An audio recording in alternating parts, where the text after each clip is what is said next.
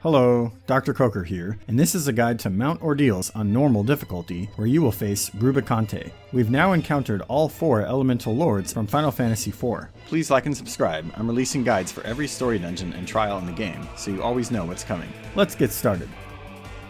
The boss fight takes place in an arena where players must be cautious of falling off the edge, although they can be revived after a short delay. Knockback mechanics are not a concern. Rubicante opens with Inferno, which inflicts unavoidable damage to the entire raid. Just heal through it.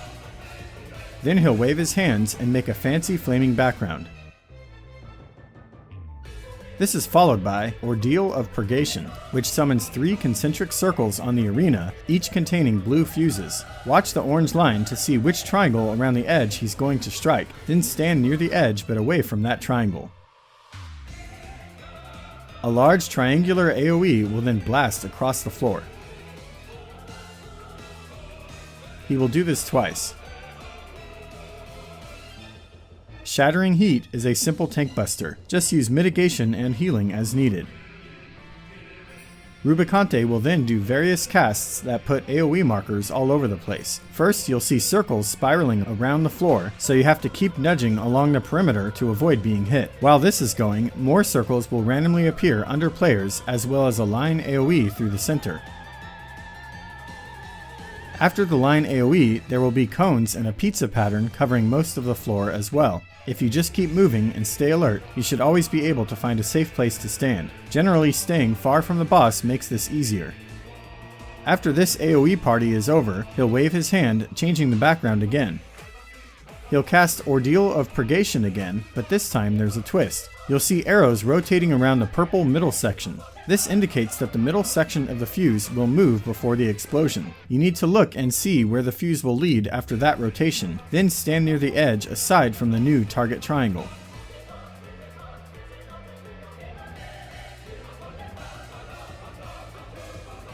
He'll do this twice, then you're in phase 2. You will see a meter that says Rubicante's power, and you will have to kill all the ads before the meter fills. During this time, there will be a few AoE attacks as well. Then he'll do his big cast, called Blazing Rapture, which you should survive as long as his power meter isn't full.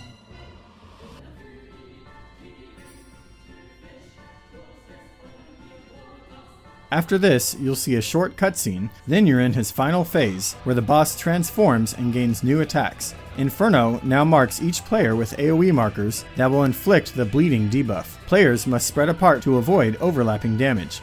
Flame Rake features spinning arrows around the boss, indicating the location of a line AoE through the boss's hitbox. Avoid the line made by the spinner, then immediately after it strikes, step into that line as it becomes the safe zone for the follow-up attack. Soul Scald targets each player with telegraphed line AoEs called Scalding Fleet, so players should spread apart to avoid overlapping damage. This is followed by another set of line AoEs with blue telegraphs extending throughout the arena.